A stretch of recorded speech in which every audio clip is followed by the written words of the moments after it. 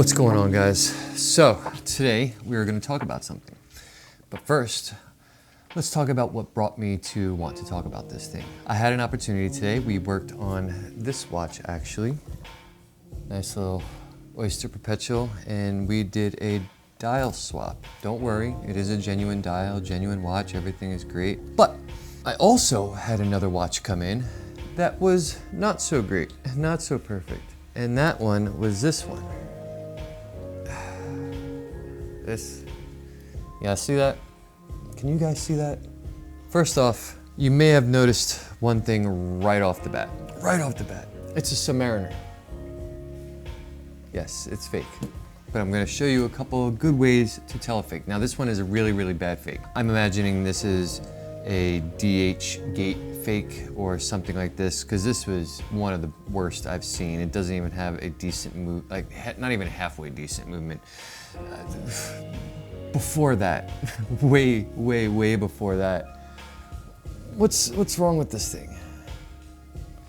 Here, let's hold it up to the watch I'm currently wearing, which is a Time Panda, by the way.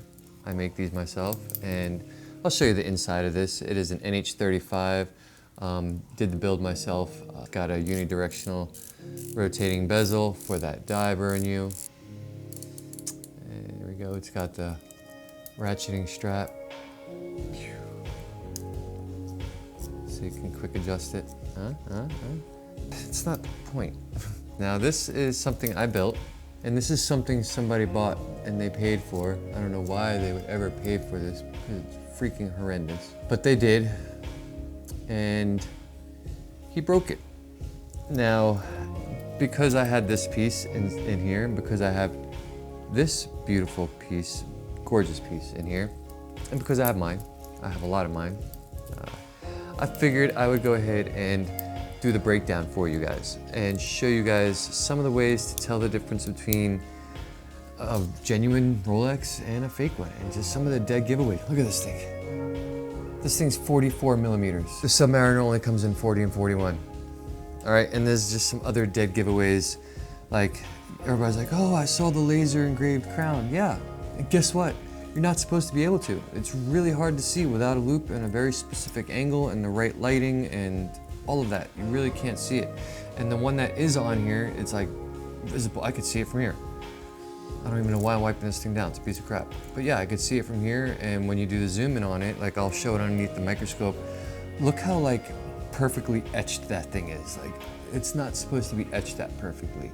And when you look at it next to the genuine one, the genuine one is literally just a bunch of dots and stippling is what it's called, that make that. It's not a full solid designed etch. It's just literally the dots making up the crown image. Whereas this POS is definitely fake with that etched crown on there like that. I could see this with my naked eye right now. I could even make it out that it's a crown. Shouldn't be able to do that. All right, first dead giveaway. Also keep in mind that if you don't see it, they didn't start putting that crown on there until, man, I should probably know these things. How about this? Where's my phone? Oh, it's right here holding this thing up. Talk to this guy. Hey mate, what's going on? Absolutely here, my friend. Ready to jump in and chat away. I forgot, can you tell me what year Rolex started doing the laser engraving on their crystal? Rolex started doing that little laser-etched crown logo on the crystal around the early 2000s. Basically, they introduced it as a kind of sneaky little security feature. So if you're looking at a Rolex from, say, post-2002-ish, you'll probably spot that tiny crown if you catch the light just right. So yeah, forward-thinking Rolex with their laser beams. Their laser beams. Thanks, chap. You got it. Hey, I mean, who doesn't love a bit of James Bond flair in their watch, right? If there's anything else that needs a bit of a laser-focused answer, pun absolutely intended, just let me know. I appreciate it, brother. So there you go, ChatGPT. That's 2002-ish, 2003-ish, I'm somewhere around there.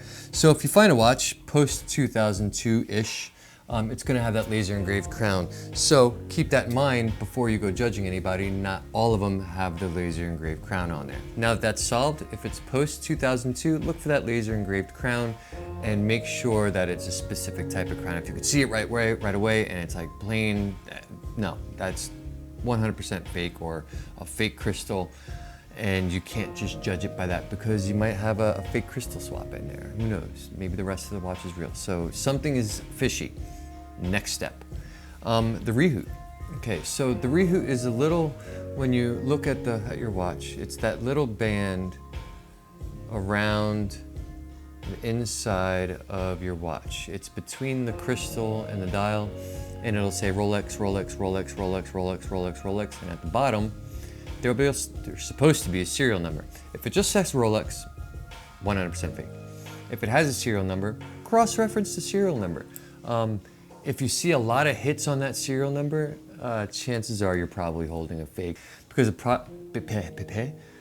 a lot of people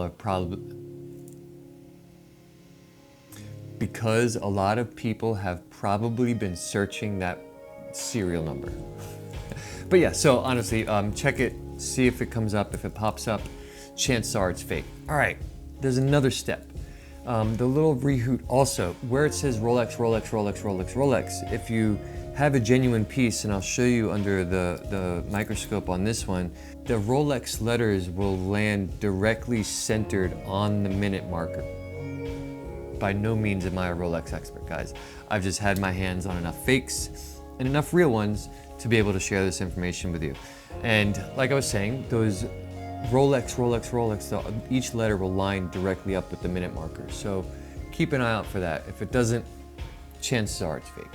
All right, now the telltale sign, if you have a fake Rolex, you gotta open it up. You gotta. I always say, okay, all these things check out, especially with the super fakes. The super clones are pretty legit, even down to the laser crown, the lining up of the Rolex around the rehoot, the finishing, just the attention to details, the weight, so much tighter, the links just feel so much tighter. It's the steel it's made out of, it's just, the feel, it's just different.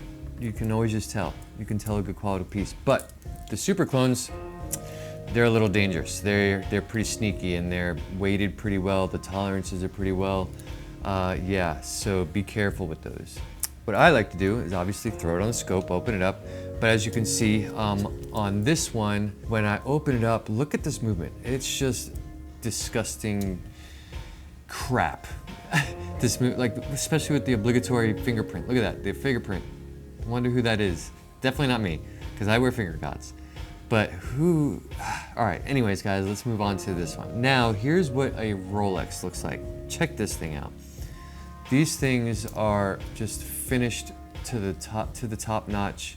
Has all the engravings on it, the Rolex, the Geneva, the movement, you know, caliber number, just the jewels, the adjustments, like it's just laid out perfectly. And working on these movements, you're actually able to work on them. One, because you can change things, you can fix things, you can service it, you can make an adjustment. That's why, like, when you get a Rolex, it's pretty much for life.